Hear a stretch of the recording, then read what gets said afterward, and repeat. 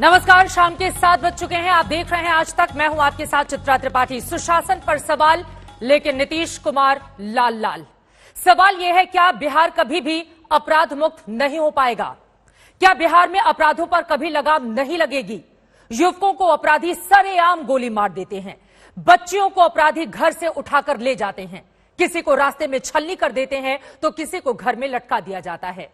और सहमा देने वाले इन अपराधों पर जब सवाल उठाया जाता है तो मुख्यमंत्री जवाबदेही से मुकर जाते हैं। और सिर्फ मुकरते ही नहीं, सवाल के जवाब में सवाल करते हैं। सवाल करने वालों का चरित्र चित्रण करने लग जाते हैं, आंखें तरेरते हैं, गुस्सा दिखाते हैं। सवाल यह है कि बिहार में अपराध के विरुद्ध सरकार का शंखनाद कब होगा? इस पर आपको रिपोर्ट दिखाएंगे, लेकिन उसके पहले आपका तारुफ करवा दें। इस वक्त हमारे साथ बेहद खास मेहमान बिहार के पूर्व उप मुख्यमंत्री और साथ ही नेता विपक्ष तेजस्वी यादव जी लाइव जुड़ चुके हैं, जिनके साथ इसी विषय पर हम चर्चा करेंगे। लेकिन उसके पहले यह रिपोर्ट देखिए।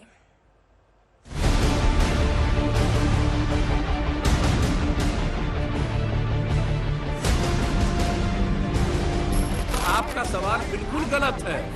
आपका सवाल अनुपयुक्त है। पहले क्या होता था, हम आप ही से पूछते हैं, क्या था 2005 के पहले क्या था? ये बिहार के मुख्यमंत्री नीतीश कुमार का शंखनाद है। शंखनाद ये कि सूबे में अपराध के विरुद्ध सवाल उठाने पर वो बौखला जाएंगे। शंखनाद ये कि वो कमियों को दूर करने के बजाय सवाल पूछने वालों पर सवाल करने लगेंगे। आपका सवाल बिल्कुल गलत है। आपका सवाल अनुपयुक्त है। वाह मुख्यमंत्री जी वाह, गजब कर दिया, मतलब गजबे कर दिया। सूबे में अपराधी आए और नामचीन लोगों को दिन दहाड़े भून कर चले जाएं और आपसे सवाल किया जाए तो आप गुस्सा दिखाएं, आंखें तरेरे, उंगली दिखाएं और आप ही ये तय कर दें कि क्या भूलना है, क्या याद रखना है। आप लोग इसके साथ अपराध की तुलना मत करिए। अपराध पर जितनी कार्रवाई हो रही है, इसको भी भूलिए मत। अरे इतना गुस्सा किस बात का है? इस बात का कि पत्रकारों ने आपसे सूबे में अपराधियों के बोलबाले पर सवाल उठा दिया, या इस बात का कि पत्रकारों की हिम्मत कैसे हो गई आपसे सवाल करने की? आप जान लीजिए कि ये किसी से परमिशन लेकर के करता है, और आपको किसी को मालूम है? अगर मालूम है तो बताइए प्लीज। सुशासन बाबू को इतने ही गुस्से में तब देखा गया था जब वो रैलियां कर रहे थे। तब का तनाव समझ में आ रहा था कि डर था कि जीतेंगे या नहीं, कुर्सी मिलेगी या नहीं। लेकिन अब जब सत्ता मिल गई है तो क्यों उबल रहे हैं? खुद ही फैसला कर दिए कि पत्रकारों का सवाल ही गलत है। आपका सवाल बिल्कुल गलत है। आपका सवाल अनुपयुक्त है। मैं कह रहा हूं, और अच्छी तरह जान लीजिए कि आप इस तरह से पुलिस को डिमोरलाइज मत करिए। गुस्से में आदमी अक्सर आपा खो देता है। नीतीश ने भी खो दिया। पहले पत्रकारों को पार्टी विशेष का समर्थक घोषित किया और उसके बाद वही पुराना राग कि 2005 के पहले क्या होता था। और आप अच्छी तरह जान लीजिए, आप अच्छी तरह जान लीजिए, जरा जा करके दूसरे राज्यों में भी चले जाइए। मैं भला आपसे कोई बात कर सकता हूं? आप इतने महान व्यक्ति हैं और आप किसके समर्थक हैं? मैं आपको डायरेक्ट पूछ रहा हूं। आप जो जिनको राज मिला 15 साल तक, पति पत्नी के राज में जितना अपराध होता रहा, आप उसको क्यों नहीं हाईलाइट करते? 16 बरस बीत गए, तब से अब तक नीतीश कुमार ही सत्ताधीश हैं। उन्हीं के हाथों कानून व्यवस्था को संभालने की जिम्मेदारी भी है। लेकिन मजाल है कि मान जाएं कि सूबे में अपराध की दयार है। बहरहाल गुस्सा सेहत के लिए हानिकारक है मुख्यमंत्री जी, मगर ये गुस्सा कहीं सत्ता और सियासत के लिए हानिकारक न हो जाए। नहीं, ये सवाल, आपका सवाल बिल्कुल गलत है।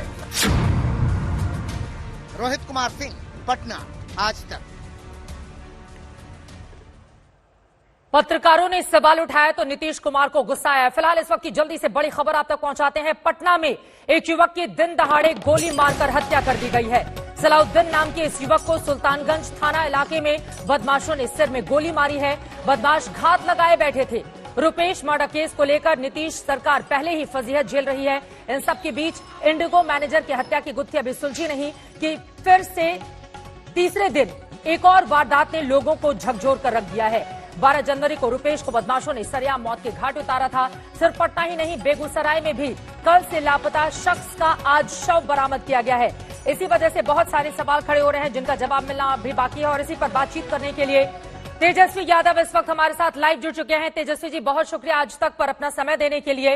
लेकिन जल्दी से एक आंकड़ा मैं बता देती हूं अपने दर्शकों को।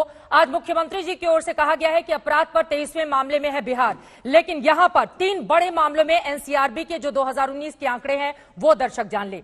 बिहार हत्या के मामले में दूसरे नंबर पर, किडनैपिंग के मामले में तीसरे नंबर पर और रेप के मामले में 16वें नंबर पर है। ऐसे में तेजस्वी यादव, आपसे मेरा सवाल यह है, नीतीश कुमार को इतना गुस्सा क्यों आता है?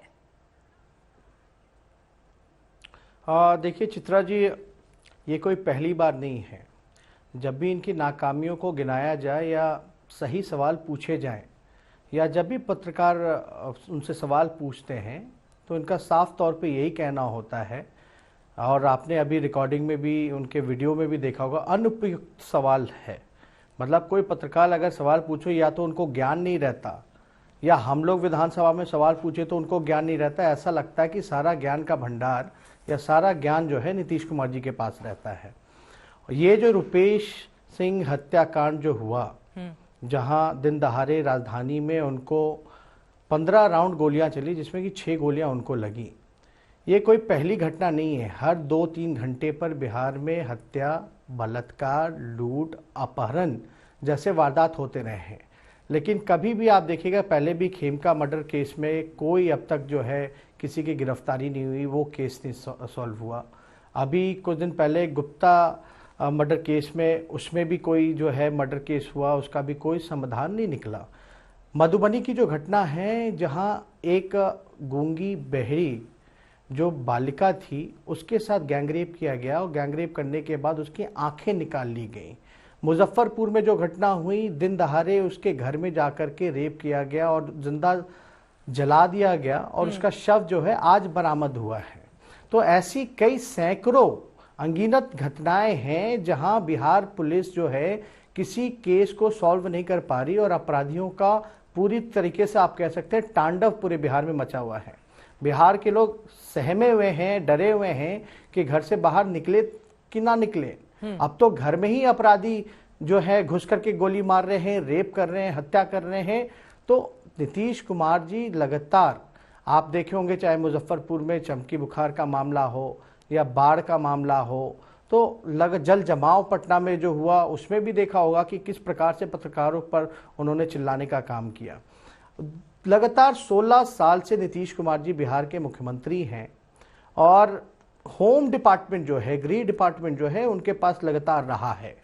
तो ये जाहिर तौर पे उनकी जवाबदेही है कि अगर कोई खामियां हैं, अगर लॉ एंड ऑर्डर अपराध, जैसे आपने एनसीआरबी के आंकड़े गिनाए कि हत्या और रेप जैसे मामलों में दूसरे तीसरे नंबर पे अगर बिहार है, तो आप समझ सकती हैं कि सवाल किससे पूछेगा आदमी। सवाल तो सिस्टम से पूछेगा। मुख्यमंत्री से पूछने पे वो बोलते कि आप तो बड़े ज्ञानी हैं, वो बोलते ये अनुपयुक्त सवाल है, वो कहेंगे कि भाई आप किसी एक पार्टी से जुड़े हुए हैं। तो इस तरह के जो सवाल जो लगातार जो है नीतीश कुमार जी से पूछा जा रहा है, लेकिन कोई समाधान नहीं मिला। लेकिन वो बात तो क्या है कि 2005 के पहले के जंगल राज की याद दिला रहे हैं। उनका ये कहना है और उनकी पार्टी का ये मानना है कि दरअसल 2005 के पहले जो जंगल राज था उसी का खामियाजा भुगत रहा है बिहार आज। अब मोहनजोदाड़ो या हड़प्पा सिविलाइजेशन में क्या हुआ, अब उसकी बात करेंगे क्या लोग? आप 16 साल से हैं, 16 साल से आपके पास गृह मंत्रालय है, आप बताएं, जवाबदेही आपकी बनती है कि लगातार अपराध क्यों बढ़ रहे हैं। आपसे सवाल पूछा जाता है तो आप जो है गुस्सा करते हैं, लोगों के ही ज्ञान पे सवाल उठाने लगते हैं, अनुपयुक्त बताने लगते हैं और समाधान भी पूछ रहे हैं पत्रकारों से कि आप बताइए, आप जानते हैं कि अपराधी कौन है। तो पुलिस महकमा क्या कर रहा है? डीजीपी फोन नहीं उठाते हैं, एसपी फोन नहीं उठाते हैं। तो आखिर कोई ना कोई समाधान तो इसका निकलना चाहिए। और लगातार जो अपराध बढ़ रहा है, ये तो मैं कहना चाहता हूँ, ये डबल इंजन की सरकार है। चुनाव के समय भी आदरणीय प्रधानमंत्री जी ने क्या क्या जंगल राज की जिक्र की। हम तो पूछना चाहते हैं, अब जो महाजंगल राज है दूसरे तीसरे स्थान पे एनसीआरबी का आंकड़ा बता रहा है हत्या बलात्कार के मामले में, तो इस महाजंगल राज का महाराजा कौन है? और उन्होंने एक साफ तौर पे प्रधानमंत्री जी ने भी कहा था कि बेटा बैठा हुआ है दिल्ली में, आज जब बेटे की जरूरत है तो आज कहां है ये लोग? तो हम तो लेकिन सवाल बीजेपी के नेता भी तो सवाल खड़े कर रहे हैं। चित्रा जी, नितिन नवीन जो कि बांकीपुर से यही विधायक तो है पटना हास्यास्पद के, है। उनका ये कहना आप है कि नितिन दरअसल योगी मॉडल लागू कर दिया जाए, जो एनकाउंटर मॉडल लागू है उत्तर प्रदेश में उसको बिहार में लेकर आया जाए। राजीव प्रताप रूढ़ी, विवेक ठाकुर, इस तरह के तमाम बीजेपी के नेता हैं जो कानून व्यवस्था पर नीतीश कुमार को घेर रहे हैं। देखिए, लगातार ये लोग सवाल उठा रहे हैं। सवाल उठाने वाले कौन है? बीजेपी लगातार 16 साल से इनके साथ है। बीजेपी के दो उप मुख्यमंत्री हैं, वो क्या कर रहे हैं? इतने मंत्री हैं, वो क्या कर रहे हैं? और नॉमिनेटेड और सेलेक्ट मुख्यमंत्री किसने किया था? मुख्यमंत्री को सेलेक्ट और नॉमिनेट कौन किया था? यही बीजेपी के लोगों ने किया था। तो इनका जो गठबंधन है ये तो पूरी तरीके से बिहार में अभिशाप के रूप में है। लगातार ये सवाल पूछ रहे हैं जो लोग खुद भागीदार हैं। इनसे हम तो चाहते हैं कि इनसे सवाल पूछें। बीजेपी क्या कर रही है? हालांकि ये सब लोग मानते हैं कि जदयू जो है सी ग्रेड की पार्टी रही, जिसको बीजेपी के बदौलत 30-40 सीटें आ गई, वरना वो भी नहीं आती। लेकिन सवाल ये है, बीजेपी के लोगों का भी तो बनता है कि आप सरकार के लगातार नीतीश कुमार जी के साथ हैं और बिहार में कभी ऐसा नहीं हुआ कि दो उप मुख्यमंत्री देखें और एक ही पार्टी का हो, वो तो बीजेपी के हैं। आज भी अगर आज प्रेस कॉन्फ्रेंस मुख्यमंत्री का देखें तो चारों ओर से तो बीजेपी के लोग ही थे। 2 उप मुख्यमंत्री थे, स्वास्थ्य मंत्री थे, वहां के उनके विधायक थे, तो जवाबदेही तो उनकी बनती है। तो वो क्यों नहीं मुख्यमंत्री को बताते कि सवाल किससे पूछे? नीतीश कुमार के साथ उप मुख्यमंत्री सवाल का जवाब देगा। आपने कहा कि 16 साल से बीजेपी भी है, जब थे आप भी तो रहे हैं। हम तो 18 महीने रहे, उसका भी एनसीआरबी का आंकड़ा निकाल लीजिए, कंपेयर हो जाए, ज्यादा बेहतर हो। अगर आंकड़ों के हिसाब से अगर बहस करना, पहले कौन था अब कौन था, ठीकरा नहीं फोड़ना चाहिए। अभी सत्ता में कौन है, किसकी जिम्मेदारी है?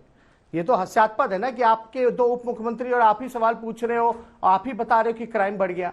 आपने कुछ दिन पहले देखा होगा, मुख्यमंत्री जी का कल या परसों प्रेस विज्ञप्ति आता है, उसमें लिखा हुआ रहता है सब्जेक्ट में कि रुपेश सिंह हत्याकांड के अपराधियों को जल्द से जल्द पकड़ा जाए। आप किससे गुहार कर रहे हैं?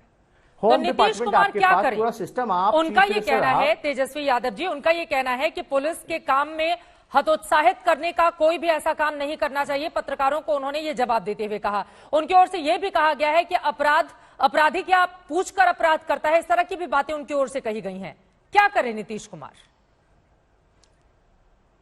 देखिए, जब संरक्षण अपराधियों को दिया जाएगा, मुजफ्फरपुर बालिका गृह में क्या था, इन लोगों ने पूरी तरीके से संरक्षण दिया था। लगातार ऐसे मामले जो निकल कर के आ रहे हैं, अभी जो AK-47 वगैरह पकड़े गए थे जब मुंगेर में, तो किसने संरक्षण दिया था? वो कौन लोग थे जिनके यहाँ AK-47 वगैरह रखा गया था? ये तो सब लोग सत्ता से जुड़े हुए लोग रहे हैं। आखिर क्यों बार बार लगातार मामलों को दबाने का प्रयास किया जाता? गोपालगंज में क्या हुआ था आपको भी पता, ट्रिपल मर्डर केस में कौन थे? उन्हीं के विधायक थे, उनको आज तक जो है पकड़ा नहीं है बिहार पुलिस ने, बचाने का काम करती है।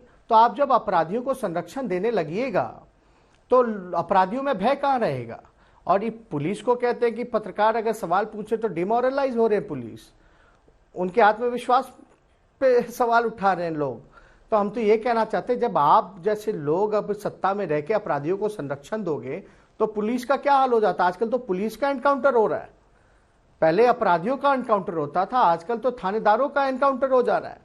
तो ये सवाल देखिए लगातार हम लोग पूछते रहे हैं और अब तो हद हो गई। जो 1.5 महीने का बजट सत्र जो आता है, इतने ज्वलंत मुद्दे हैं बिहार के पास, कोरोना काल है, अब ये चाहते हैं कि 1.5 महीने का जो परंपरागत ट्रेडिशनल वे में जो सत्र चलता था उसको कम कर दिया जाए, उसको जो है 2-3 दिन में ही निपटा दिया जाए। तो अगर जनप्रतिनिधि या हमें जो प्लेटफॉर्म मिलता है, जो डेमोक्रेसी में कॉन्स्टिट्यूशन के हिसाब से जो राइट है कि सदन इतना लंबा चलना चाहिए, वो ऐसा तो क्यों आप करना जो है चाहेंगे? सदन को आप खत्म करना चाहते हैं। पहला सवाल। और दूसरा सवाल रुपेश हत्याकांड से जुड़ा हुआ, क्योंकि आप सरकार की पुलिस पर सवाल उठा रहे हैं, नीतीश कुमार को लेकर सवाल खड़े कर रहे हैं। अगला सवाल मेरा यह है, क्या पूरे मामले को सीबीआई को सौंप देना चाहिए? देखिए, पहला सवाल वो क्यों ऐसा कर रहे हैं, क्योंकि उनके पास कोई जवाब नहीं है। सदन में पिछले बार भी आपने देखा था, सदन में भी किस प्रकार से हमारे सवाल जो उठाए गए थे उस पर बौखलाहट, झंझलाहट, सब जुझलाहट, सारी चीजें निकल करके आई थी। उनके पास कोई भी, यहाँ इतनी बड़ी समस्या बिहार में है, लगातार हम लोग पिछड़े राज्य हैं और पीछे होते जा रहे हैं, कोई विकास का काम नहीं है, इनके पास पैसा नहीं है, रेवेन्यू कुछ नहीं आ रहा, लॉ एंड ऑर्डर बद से बदतर है, इसलिए इनके पास कोई सवाल का जवाब नहीं है देना। और हम पहले दिन से ही चुनाव में भी ये कहते थे मुख्यमंत्री थके हुए हैं, इनसे अब बिहार संभल नहीं रहा, जो कि अब सामने आ रहा है। जहां तक सीबीआई जांच की मांग है, आप समझ सकते हैं कि रुपेश सिंह के जो बेटे हैं वो मात्र 4 साल के हैं। उनसे जब सवाल पूछा गया तो उन्होंने कहा नहीं, बिहार पुलिस पे हमको भरोसा नहीं है, सीबीआई जांच होनी चाहिए। तो आप समझ सकते हैं, जहां 4 साल का बेटा उनका कह रहा कि सीबीआई जांच होनी चाहिए, तो क्या माहौल होगा पूरे बिहार में कि कोई विश्वास बिहार पुलिस पे नहीं कर पा रहा है। तो ये आप अंदाजा लगा सकते हैं। आप भी चाहते हैं हम लोग सीबीआई तो पूरे मामले चाहते की हैं जांच करे? निष्पक्ष जांच हो, अपराधी, देखिए जांच होनी चाहिए, इसकी सीबीआई जांच हो, और उससे बड़ी कोई जांच भी नहीं। हम तो चाहते हैं कि भाई अच्छे तरीके से, ईमानदारी से निष्पक्ष जांच हो ताकि अपराधी जल्द से जल्द पकड़े जाएं। लेकिन जो इकबाल जो होता है मुख्यमंत्री का, वो पूरी तरीके से खत्म हो चुका है। अब मैं आगे बढ़ते हुए, अगर उनका इकबाल तेजस्वी यादव जी खत्म हो चला है, अगर मुख्यमंत्री जी बिल्कुल थके हुए हैं, किसी काम के नहीं है, तो सवाल मेरा यह है, फिर आरजेडी की ओर से क्यों बार बार यह कहा जाता है कि मुख्यमंत्री की कुर्सी तेजस्वी यादव को दे दीजिए, 2024 में प्रधानमंत्री के लिए आरजेडी समर्थन करेगी? आपके ही नेताओं की ओर से इस तरह के बयान क्यों आते हैं? फिर देखिए, कोई कौन क्या बोलता है, लेकिन पार्टी का ऑफिशियल बयान ये नहीं रहा है। आप हमारा भी बयान अगर आप सुनेंगे तो हमने हर एक प्लेटफॉर्म पे, या लास्ट टाइम जब भी इस मामले में हमने उत्तर दिया था, तो हमने साफ तौर पे बोला था जिसके खिलाफ मैंडेट है, जो तीसरी नंबर की पार्टी है, जिसका नीति नहीं, जिसका सिद्धांत नहीं, कोई विचारधारा नहीं, उससे ये सवाल ही पूछना गलत है कि हम लेंगे कि नहीं लेंगे। यानी कोई मतलब ही नहीं है कि उनके समर्थन का हम करें, उनका समर्थन लें या ना लें। ये तो बात ही, ये प्रश्न ही गलत है। हम पूरी तरीके से अपना जो महागठबंधन था, चुनाव के बीच गए थे, उस दौरान भी हमने कहा था, उस समय भी लोग कयास लगा रहे थे कि भाई अगर बाद में पोस्ट पोल अलायंस का ज्यादा जिक्र कर रहा था, पोस्ट पोल अलायंस में क्या होगा, तो उस समय भी हमने साफ तौर पे इनकार किया था। तो कोई सवाल पैदा नहीं होता।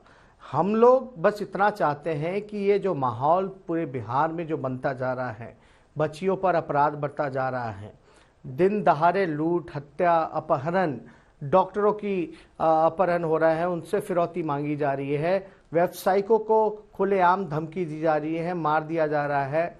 तो इस तरह के सिचुएशन में मुख्यमंत्री, जिसके पास एक अहम मंत्रालय गृह विभाग है, अगर नहीं संभल रहा तो आप किसी और को दे दीजिए। आपने पनिश किसको किया? अगर इसी तरीके से अपराध बढ़ते जाएंगे, कोई केस सॉल्व नहीं होगा, तो आप क्या कार्रवाई कर रहे हैं? कोई कठोर कार्रवाई तो नजर आना चाहिए। कुमार से बिहार नहीं संभल रहा है और इसके पीछे आप बार बार वही बातें कह रहे हैं कि वो बिल्कुल थक गए। नहीं चित्रा जी, ये मेरे को नहीं, ये पूरे बिहार के लोग और बीजेपी के लोग का भी यही कहना है ना। आज बीजेपी के लोग अगर लॉ एंड ऑर्डर पे अगर सवाल उठा रहे हैं तो उनका कहने का मतलब यही है कि नीतीश कुमार से बिहार नहीं संभल रहा। जब उन्हीं के अलायंस पार्टनर जो बड़े भाई के रूप में हैं, जो बड़े भाई ने छोटे भाई को बना करके बैठाया है, तो ये सवाल तो उनके लिए भी है। तो मतलब आप क्या चाहते हैं? बड़ा भाई बड़े भाई के रूप में आ जाए, पूरा बड़े भाई को बड़े भाई वाली कुर्सी मिल जाए? नहीं, हम कुछ नहीं चाहते। ये लोग तो चोर दरवाजे से आए हैं, लेकिन अब आ गए हैं तो कम से कम कुछ बिहार का भला करें। डबल इंजन की सरकार है, कौन सा ऐसा काम हो रहा है? और हमने तो पहले ही कहा, ये गठबंधन जो है 16 साल से जो नीतीश कुमार जी और बीजेपी का चल रही है, बिहार के लिए अभिशाप के रूप में है।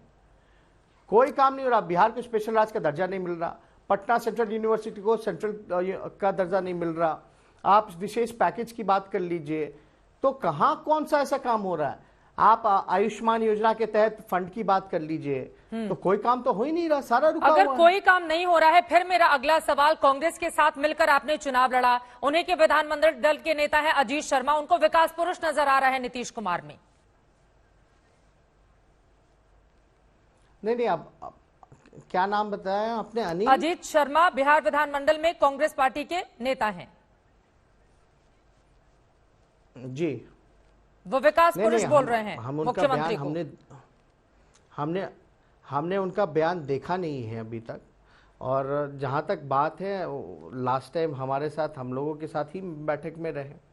उन्होंने तो हर एक प्लेटफॉर्म पे नीतीश कुमार जी और उनके सरकार को क्रिटिसाइज किया है, और कुछ दिन पहले ही हमसे मिलकर के गए हैं, उन्होंने भी बोला है। और आज भी सभी लोगों ने राजभवन मार्च की है, कांग्रेस के नेताओं ने। ठीक है, कुछ और महत्वपूर्ण राजभवन सवाल मार्च हैं की है जिसका और जवाब साथ मैं में- चाहूंगी कि जल्दी जल्दी आप दे दें। किसानों के साथ सरकार की बातचीत आज भी बेनतीजा रही। एक और तारीख निकलकर सामने आ गई है। एमएसपी को लेकर तीनों कानूनों को रद्द करने को लेकर किसान अड़े हुए हैं। सरकार बीच का कोई रास्ता निकाल नहीं पा रही है। इसके पीछे की बड़ी वजह क्या देखते हैं आप? देखिए अब रास्ता साफ है कि जो किसानों की जो मांग है वो जायज है। एमएसपी की जहां तक बात है, मूल्य सपोर्टिंग प्राइस की जहां तक बात है, वो किसानों को मिलना चाहिए। आज जो किसानों की दयनीय स्थिति, जो अगर मैं खासतौर पे बिहार की बात करूं, तो एपीएमसी कानून 2006 में जो नीतीश कुमार जी ने बाजार समिति हो या आपकी मंडी हो, वो व्यवस्था खत्म कर दी, जिसके वजह से बिहार के किसान गरीब होते चले गए, मजदूर बन गए, और अब जो है इतने कमजोर हो गए हैं कि आवाज तक नहीं उठा पा रहे हैं। जो स्थिति है दयनीय है। जो एमएसपी बिहार में 2 फसलों पे धान वान को लेकर के जो है एमएसपी फिक्स है, 1850 रुपए जो है वो मिलना चाहिए, लेकिन इनकी मजबूरी है कि वो 700 में 800 में बेच रहे हैं बिहार के किसान। और जो पैक्स हैं, ये लोग जो इनको जो करना चाहिए था वो पूरी तरीके से प्रोक्योरमेंट कर नहीं पा रहे हैं।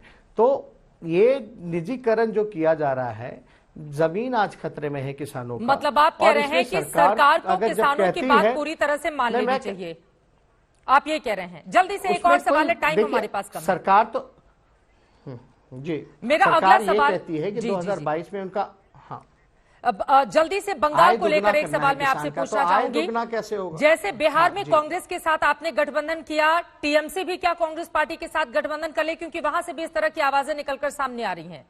बीजेपी मजबूत होती जा रही है, तो क्या देख रहे हैं आप वहां पर विकल्प? देखिए, बीजेपी का हवा बनाने का ज्यादा रहता है, वो शोर ज्यादा करते हैं। ग्राउंड हकीकत रियलिटी उनकी कुछ नहीं है। बिहार में भी आपने देखा होगा, सी ग्रेड की पार्टी को लेकर के घूमना पड़ रहा है, किनको मुख्यमंत्री बनाना पड़ रहा है, बैसाखी पे वो खुद है। तो अगर इतनी ही बड़ी पार्टी है, इतना उनका था, तो अकेले चुनाव लड़के देखती। जहां तक बंगाल की जहां तक बात है, हम लोगों का पार्टी का साफ तौर पे अभी इस पे निर्णय लेना है कि हम लोग चुनाव लड़ेंगे नहीं लड़ेंगे, लेकिन हम लोगों का उसी को समर्थन जाएगा जो बीजेपी को चुनाव हराएगा। और हम लोगों के लिए काफी आसान होगी अगर निर्णय लेने में कि अगर टीएमसी हो या लेफ्ट पार्टी हो या कांग्रेस हो, अगर मिलकर के अगर चुनाव लड़े, जो मजबूत है विनेबिलिटी फैक्टर को देखते हुए अगर समझौता करे, तो ज्यादा बेहतर होगा। चलिए, बहुत शुक्रिया तेजस्वी यादव जी आज तक से इस एक्सक्लूसिव बातचीत करने के लिए। नेता विपक्ष तेजस्वी यादव को आप सुन रहे थे। कानून व्यवस्था के मुद्दे पर नीतीश कुमार पर जमकर निशाना साधते हुए और भविष्य को लेकर तमाम बातें भी उनकी ओर से कही गई।